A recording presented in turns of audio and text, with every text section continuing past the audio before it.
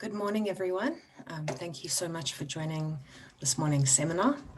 My name is Diane Dowejko, and I am the Research Administrator at the Centre of Excellence for Mathematical and Statistical Sciences.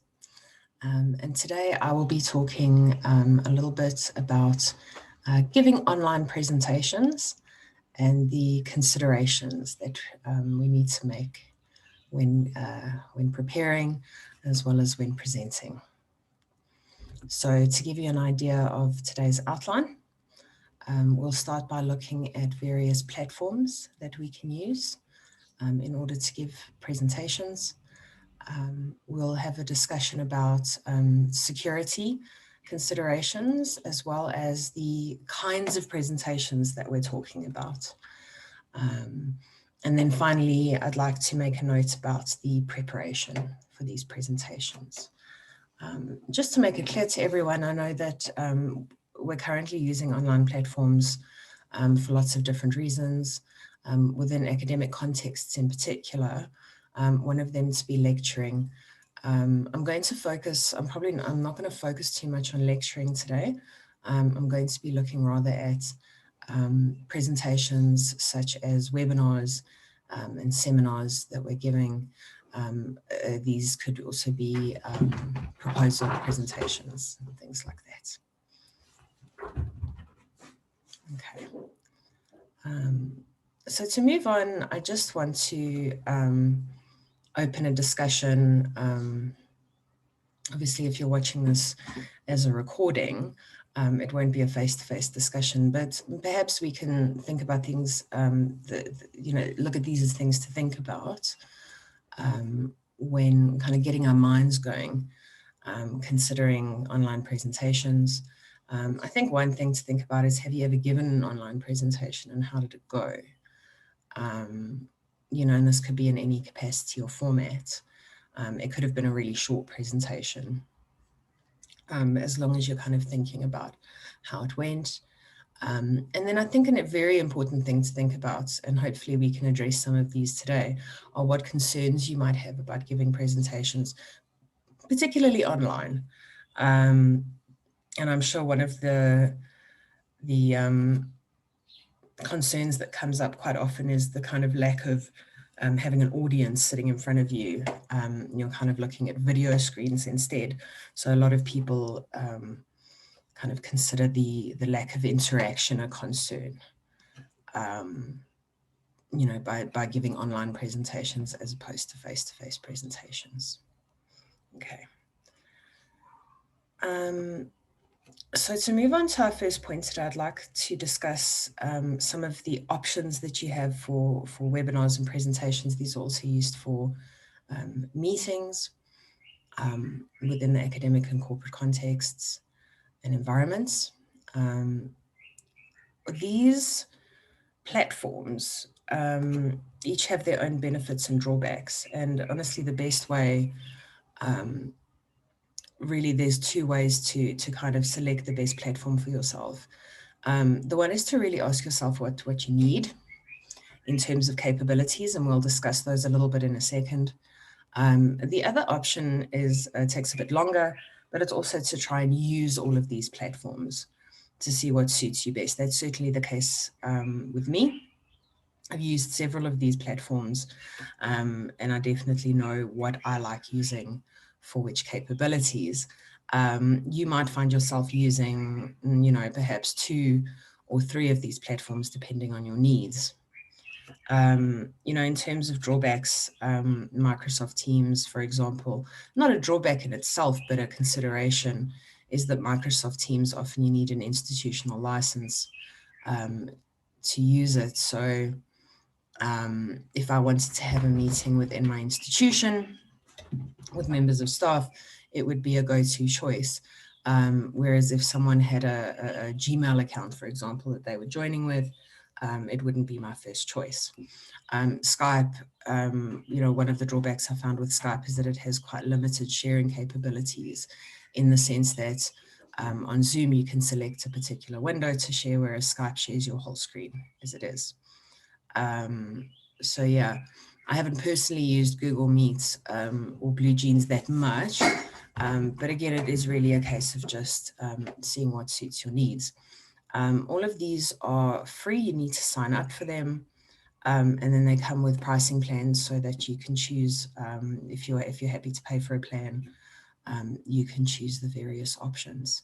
And just a note that you will need an account, an email address to sign up for all of these, and you'll have to register an account. But really, that's all free, and it's not too taxing. Okay. Another consideration when choosing your platforms, I've sort of listed 3 here. One is security. So an example here could be, with security, could be screen sharing, sort of in terms of who can share their screen and at what point. Zoom, for example, only allows the host to share their screen, but the host also has the security option of allowing other participants to share if the needs be. And you can also then choose if you want a single participant to share or multiple participants to share. But you really don't want it, if you're giving a presentation where you want to be the only person sharing, you don't want to use a platform with the capability of allowing multiple people to share at the same time. Another security consideration is who joins your meetings. So very often, with Skype, if someone has your Skype name, they can join at any point, and they can call you, whereas Zoom requires a specific link, and often they give you password capabilities. So when you're setting up a meeting, you have the choice of password protected meetings, and this just allows you to kind of monitor who's joining your meeting. In terms of access, as I mentioned before with Teams, you want to consider your audience in terms of who has access to what. And I think access can also refer to the fact that, do you want your audience, do they need to have video, for example, and a microphone? These are things that you need to let them know ahead of time. Because often people might, for example, they might join from their phone, and for some reason their phone might not have video capability. So if that's not a problem for your presentation, that's fine, but you definitely need to let people know the kind of access that they need before the time. And another consideration with platforms really is your purpose. We're going to talk a little bit more in a moment about the different kinds of presentations that we give, and this will give us a bit more of an insight into what I mean by purpose. But really, it's your platform choice will depend on the purpose of your presentation itself. So I said I wasn't going to talk too much about lecturing, but let's say that you're giving an interactive presentation rather than a lecture, and you want to divide your audience up into groups to have small group discussions. Zoom gives you this capability of allowing for breakaway rooms. So you can actually divide your participants up and set a time limit. I refer to Zoom a lot, obviously, because that's the platform I'm currently using. But in terms of purpose, really, it suits my purpose. So that's why I will kind of draw on it as an example. Okay. I just want to mention a little bit more about the kind of security that we're talking about. I think one consideration is that you need to decide whether or not you want to record your presentation. It's always good for posterity. But, consider your participants' consent. So is everyone happy that they are being recorded? And it's not necessarily that they will be speaking and that their face will be present, but really just being considerate to their needs and to what they want. And I think another thing, with the recording is you have to consider where it goes, where the actual recording goes once you've stopped recording. For example, Skype, it goes to the chat. For the entire group, so all the participants that were in the group at the time, and everyone has access. to that recording. And as far as I know, Teams is the same, whereas Zoom will record to the host's private PC or laptop. So that at that point, only the host has access to the recording, and they can then choose to share from there. In terms of participant limitations, I've kind of mentioned this before, but really deciding what do you want your participants to be allowed to do. Many people would like their participants to be muted during the presentation stage. And Zoom, for example, you can mute your participants on your side as the host. However, you cannot unmute your participants. So if someone's having kind of technical problems and they can't unmute themselves, you've muted them, you kind of got a concern there. And again, in terms of connectivity, something that I've mentioned as well, obviously you yourself as the host really need access to a webcam and a microphone. And also want to make considerations here for things like the chat function, so that you've got access to the chat function so that perhaps people who don't have a microphone can type to you, which most of the platforms now do have. Another note about connectivity, a concern that sort of a lot of people have voiced to me is, what happens if my internet's not good or there's load shedding and stuff like that.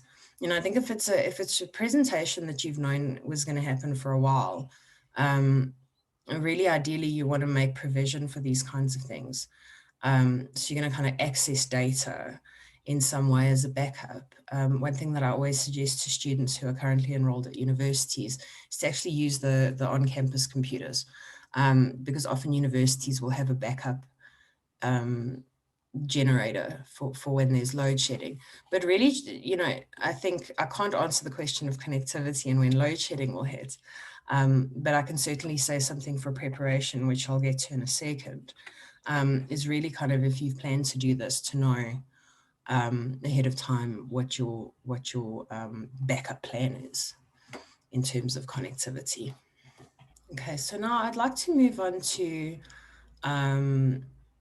talk about kinds of presentations. And here I'm really referring to the content of the presentation itself. And I could say a lot more here. I could keep this going for quite a while, but I'm going to just give you guys an overview of considerations to make. What kind of presentation is really going to influence a lot of things about your presentation. It'll influence the design of your presentation, as well as the language that you use. So for example, if you are presenting to academic peers, you're really going to be probably using more technical language and more specific concepts. Whereas if you're giving a science communication presentation, and the audiences I've listed here to give you an idea are general public, academics from other faculties, other than your own or business and industry, the kind of language that you use is going to change and should change. Possibly from specific to more general, but also really honed in on the concerns of your audience. And it's really important to kind of consider your audience at this point when preparing for a presentation. The tone's going to change as well. So for example, if you're giving a presentation to business or industry, you're probably going to try and use a tone that is slightly more persuasive, especially if you're trying to sell your research. And it's probably going to be slightly more formal language than you would use with the general public. I can say a lot more here about these things, but really my aim today is to provide an overview of giving online presentations. But I just want to stress that, really preparation is key. So I think key points to make here are: know your audience and understand your audience's needs in terms of what they want to get out of the presentation, and adjust your presentation accordingly in terms of design, content, language, and tone. So kind of keeping on this point, in terms of preparation, other things to consider are really becoming comfortable with the platform that you are using to prepare your slides. use one that you are comfortable with. And definitely use slides. So often I'm like, do I need slides? People ask me. You absolutely do. They show professionalism. They guide the audience and they give evidence of preparation. So they are evidence to your audience that you have thought this through and prepared. Okay.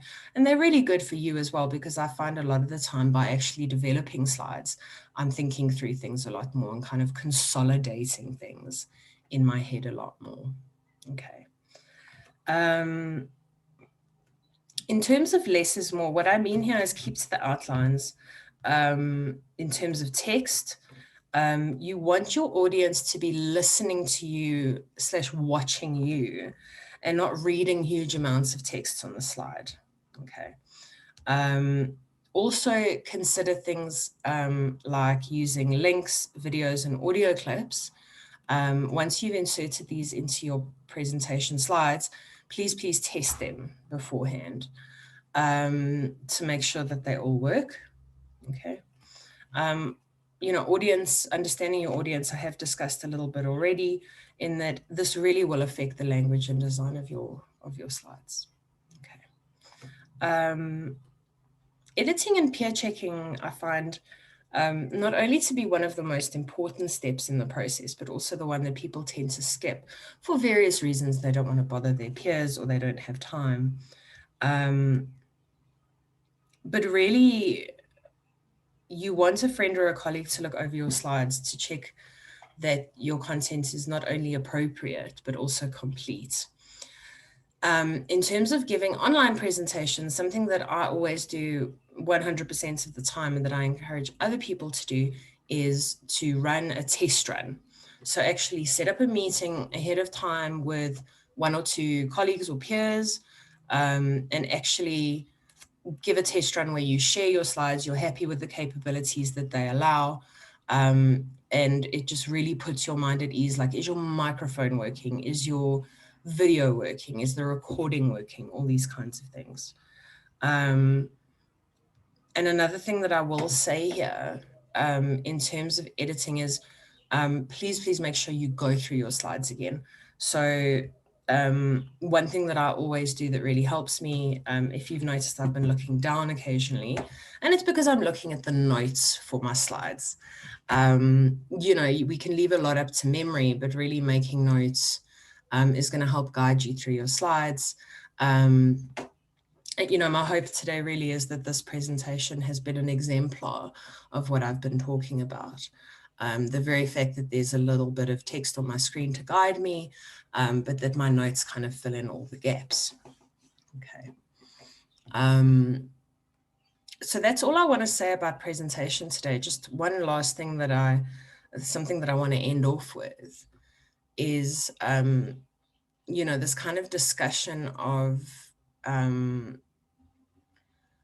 reflection on today's presentation is given the information that you have today, what are your top 2 considerations for presenting online in future? Self-reflection is really a good way to develop your own sense of awareness of what you want and what your shortcomings are in terms of what you want to learn how to do. If there are any questions from today's presentation, and if you'd like to submit a question, my email address is available on the poster that advertises today's seminar, and that's going to be available on the past events page of the CoE-MaSS website. So please go along, look for my presentation, click on the poster, you'll find my email, and send me any questions that you might have. I'll be happy to answer them. Because I don't profess to have said everything today in such a short presentation, and there are certainly a lot more considerations that could come up that I haven't thought of. So please do email me. But thank you very much for joining me today. It's been a pleasure to present with you. And thank you very much.